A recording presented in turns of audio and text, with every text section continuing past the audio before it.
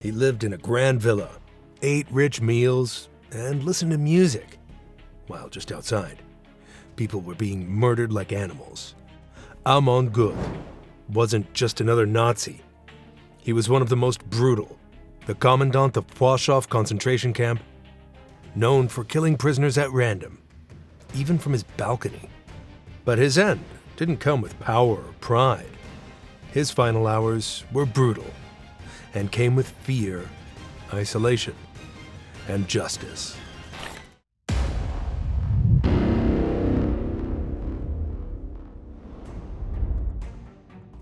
Amon Göth was born on December 11, 1908 in Vienna, Austria, into a respectable and educated family. His father ran a successful publishing business, and young Amon was expected to follow in his footsteps. He went to good schools and lived in a nice neighborhood. On the outside, nothing about his early life pointed to what he would one day become. But even as a teenager, Göth showed signs of extreme views. By 1925, at just 17 years old, he joined the Austrian Nazi Party, which was illegal at the time. He began spending time with underground groups, spreading hate-filled ideas about Jews and communists. He wasn't interested in politics for debate. He liked the violence and control it offered. In the early 1930s, Göth joined the SS, Schutzstaffel, the Nazi paramilitary group known for its discipline, fear tactics, and cruelty. He trained with them in Germany, learning how to follow orders without question. He worked in intelligence and security roles, and was deeply involved in spying on people the Nazis considered enemies. When Germany annexed Austria in 1938, Göth's career took off. Now that the Nazi Party was legal, he was free to act openly. He quickly became known as someone who would do anything to prove his loyalty, even kill without hesitation. By the early 1940s, he had been transferred to occupied Poland and assigned to help run labor and concentration camps. In February 1943, he was ordered to create a new labor camp in the southern part of Krakow. The Nazis needed a place to hold Jews they were removing from the Krakow ghetto. That camp would become Plaszów and would become a nightmare. The Krakow ghetto had been established in 1941, forcing over 15,000 Jews into a cramped area of the city. By March 1943, the Nazis decided it was time to wipe it out completely. March 13, 1943, was the date survivors would never forget. Amon Göth was in charge of the operation. Instead of an organized transfer, he turned it into a public slaughter. His SS men moved street by street, kicking down doors, dragging families out, and shooting anyone who resisted or just looked weak. Roughly 2,000 people were killed that day. Some were shot while running. Others were killed on the spot in front of family members. Babies were tossed from balconies. Elderly men and women were dragged into trucks and dumped in mass graves later. The rest, those deemed fit to work, were sent to Plaszów. The site chosen for Plaszów was already disturbing. It was built directly over two Jewish cemeteries, the New Jewish Cemetery and the Old Podgorza Cemetery. Instead of respecting the graves, Göth had the headstones smashed and used as pavement for camp roads. Prisoners were forced to walk on the broken remains of their ancestors. The camp began as a labor camp, but it quickly became a place of torture, murder, and hopelessness.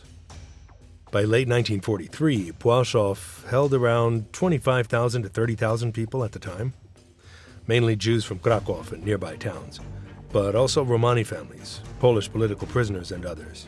Conditions were unbearable. Food was scarce, water was dirty, medical help didn't exist. People died from exhaustion, disease, starvation, and violence every day. Göth ran the camp like a king, but not the kind of king who wanted loyalty. He wanted total fear. He had no interest in managing or organizing. He only cared about punishment and pain. Witnesses later said Göth would wake up in the morning, stand on his villa balcony overlooking the camp, and shoot random prisoners with his rifle just to start the day. He had a habit of killing people during roll call if they stood incorrectly or were missing buttons. He didn't need a reason. His mood was enough. he kept 2 German shepherd dogs trained to attack on command. They were known to bite prisoners to death, sometimes with Göth watching and laughing. In one documented case, a woman was beaten for hours for accidentally dropping a sewing needle. Another time, he shot a boy for not cleaning a stable fast enough. Every prisoner lived in constant panic. Some committed suicide just to avoid being the next target. The camp was alive with screams, day and night. As Göth sank deeper into cruelty, another man started doing the opposite. Oskar Schindler, a German businessman with Nazi connections, had set up a factory in Krakow. On the surface, he looked like a loyal supporter of the Third Reich. He drank with SS officers, he bribed people like Göth to get permits and contracts. But behind the scenes, he was saving lives. Schindler saw the horror at Plaszów. He saw children beaten in front of their mothers. He saw men starving while building machines. He knew the killings were getting worse. So he started building a list. The now famous Schindler's List. It included names of workers he said were essential to the war effort. In reality, they were Jews he was trying to protect. Getting them out of Göth's reach wasn't easy. Göth liked having power. But Schindler gave him money, gifts, and alcohol. And Göth let the workers go to a new factory in Brannanec, Czechoslovakia. Schindler eventually saved 1,200 Jews this way. Göth didn't care. He had thousands more to control and more to kill. Even as Schindler smuggled people out, Göth kept shooting prisoners who made mistakes. He once ordered a group of women to be executed for bad attitude. But by mid-1944, the world around him was collapsing. The Soviet Red Army was advancing from the east, the Allied forces had invaded France in June 1944, and the Germans were losing ground fast. The Nazi leadership started giving urgent orders to evacuate the camps, burn the files, kill the witnesses. Plaszów was one of those camps. In September 1944, SS officials ordered it shut down. Many of the remaining prisoners, those who were still alive, were transported to Auschwitz, where most were then murdered in the gas chambers. Amon's reign of terror didn't end with Allied troops kicking down his door. It ended with his own side turning on him. In September 1944, just weeks after Plaszów was shut down, Göth was arrested by the SS itself. It was rare for high-ranking SS officers to be detained, but Göth had crossed a line. The official reason was theft. The SS had strict rules. Jews were to be stripped of property, but that property was supposed to go to the German state. Göth had been keeping it for himself.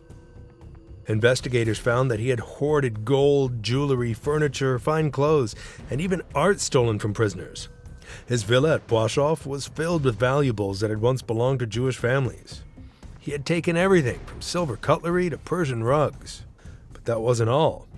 As they looked closer, SS internal investigators found disturbing reports about Göth's behavior. He wasn't just cruel. He was unhinged.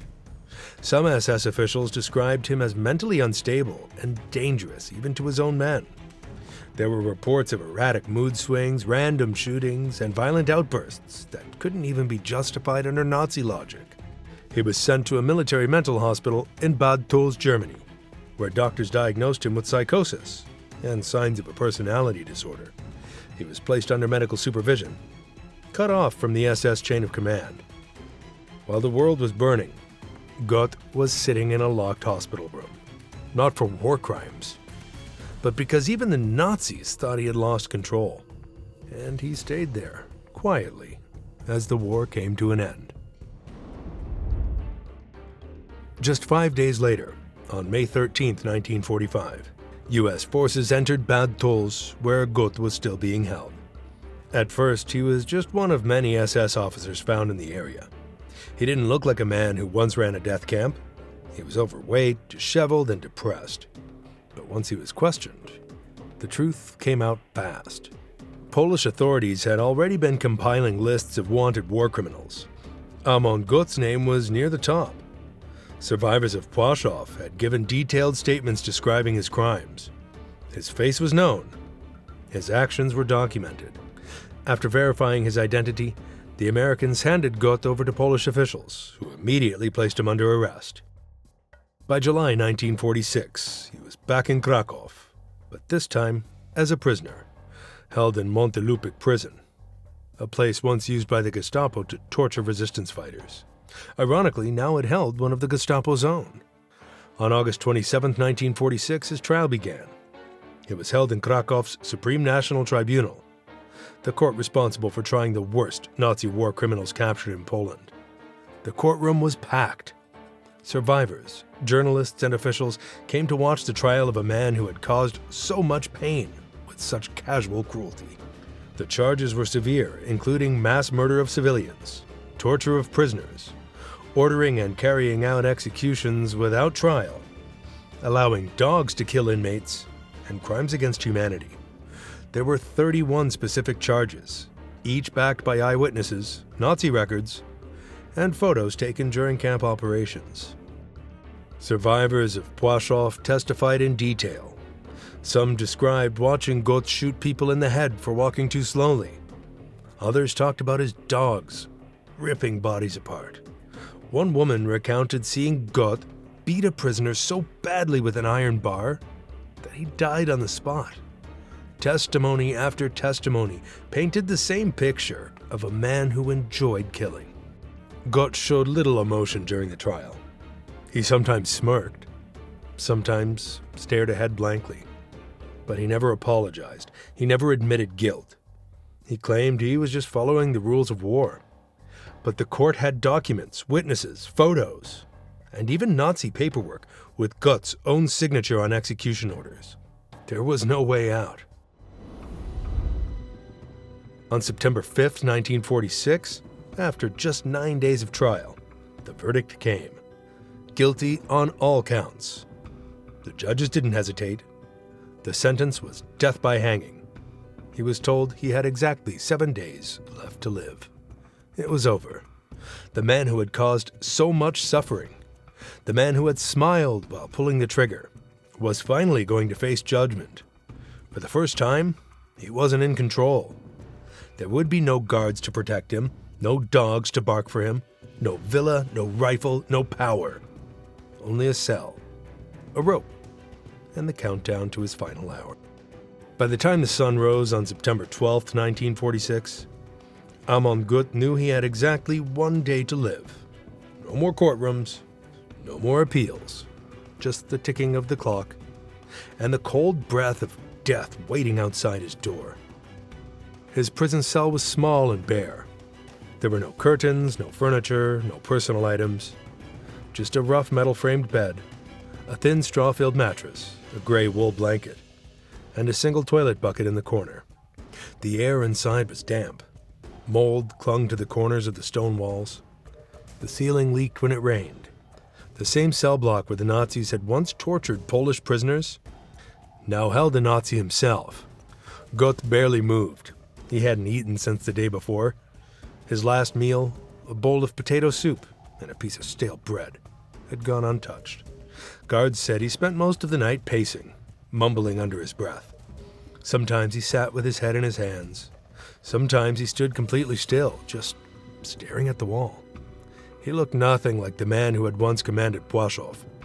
His once sharp SS uniform was long gone. In its place, a loose-fitting prison shirt clung to his sweat-drenched skin. His appearance had changed. The man who used to strut through the campgrounds like a hunter was now bloated and pale. The years after his arrest had added weight to his body and drained life from his face. His eyes were sunken, his hands shook constantly. He barely looked like the same person survivors had described in court. But the fear he had planted still lived in their memories. At around 6 p.m., a Catholic priest was escorted into the cell. He had been sent to offer Göth his final confession and last rites. The priest spoke quietly. Göth nodded, but said very little. He didn't cry. He didn't scream. But his eyes never looked up, not once. He kept them fixed on the floor, almost like he was avoiding judgment. When asked if he had any final requests, he asked only for a cigarette and a small glass of brandy. The guards brought him both. He held the cigarette between two trembling fingers and lit it, but barely inhaled. The smoke curled up slowly toward the ceiling. He took one sip of the brandy and set it down on the floor. It stayed there unfinished. That night, the guards checked on him often. His light stayed on. He never lay down. He never tried to sleep. He just sat on the edge of the bed, still as a statue, eyes wide, breathing loud and fast, like a man hearing footsteps coming closer with every passing second. By dawn on September 13, 1946, Kraków was still and gray. Inside his cell, Göth sat silently. When the guard came at 5 a.m., he didn't even look up at first. He was slumped forward, his arms resting on his knees. Sweat dripped down from his brow, and his lips were cracked and dry. He was told to stand. He didn't argue. He got up slowly, carefully, as if he had to convince his own legs to work. His back hunched. His breathing came in shallow bursts. It was clear that he was terrified. The guards handed him the clothing he would wear to the gallows. Then he was led to a small wash basin to take a shower. By 6 a.m., the execution team was preparing outside. A small crowd had started to gather. Former prisoners of Plaszów, Polish judges, and government officials. Most stood quietly. Some held photographs of family members who had died in the camp. No one said anything. The silence felt heavier than words. Inside the prison, Göth was cuffed at the wrists. His hands were trembling so badly that the iron shackles jingled loudly with every move. One of the guards had to hold his elbow to keep him from stumbling. A covered military truck was waiting outside. It would take him back to Plaszów. The ride there was quiet. Göth didn't speak. His eyes remained blank. The guards stared straight ahead. When the truck finally stopped just after 7:15 a.m., they had arrived at the ruins of Plaszów concentration camp. There was almost nothing left. No guard towers, no barbed wire fences, no prison blocks. In late 1944, the Nazis had destroyed most of the site in a failed attempt to hide what had happened there. But even without buildings, the land itself felt haunted. The soil had soaked in the blood of over 10,000 people. The bones of men, women, and children were still buried beneath the dirt. A wooden gallows had been built on a hill not far from where the commandant's villa once stood. Göth looked around as he stepped off the truck. Some witnesses said he glanced toward the spot where his home used to be, as if expecting to see it. But it was gone. All that remained was the hilltop, now covered in weeds and silence. Standing in front of him were several survivors of Plaszów. Some had been children when they last saw him. Now they were adults, looking into the face of the man who had once decided if they lived or died. He didn't speak. He didn't apologize. He didn't ask for forgiveness. By 7:45 a.m., Göth stood beneath the gallows. He was offered a black hood meant to cover his face. He refused it. His forehead dripped with sweat. His lips were turning blue. He clenched his jaw tightly, as if trying not to cry out. But the fear was written all over him. The judge read the sentence aloud one final time. Then the executioner stepped forward, placing the noose firmly around Göth's neck. He adjusted it, pulled it tight, and stepped back. The trapdoor opened, but the rope slipped. Göth dropped hard to the ground. The noose had not held. He landed on his back. The executioner rushed down, blood pouring from his mouth, likely from biting his tongue on impact. He roared in pain. For a moment, he tried to sit up, but his body gave out. The hangman and two guards dragged him back up to the platform. This time, he was forced to kneel. He couldn't stand on his own. His eyes rolled back slightly. His breath came in wheezing gasps. The second noose was pulled tighter. He didn't say a word. The trapdoor opened a second time. This time, the rope held. His body dropped fast. His neck snapped instantly. There was no struggle. Just silence, then stillness. After the execution, Göth's body was removed quietly from the site. There was no public viewing, no ceremony. His name was not honored. His body was not returned to his family. Instead, it was taken to a crematorium under government control in Krakow. His ashes were disposed of in secret. Some say they were scattered into the Vistula River. Others believe they were simply thrown into a garbage pit, buried with the waste of the city he once terrorized. No marker was placed, no grave was dug, no record of the exact location was kept. The man who believed he was above all life was now nothing but ashes. He had spent years treating others like they were worthless. In the end, he became exactly that.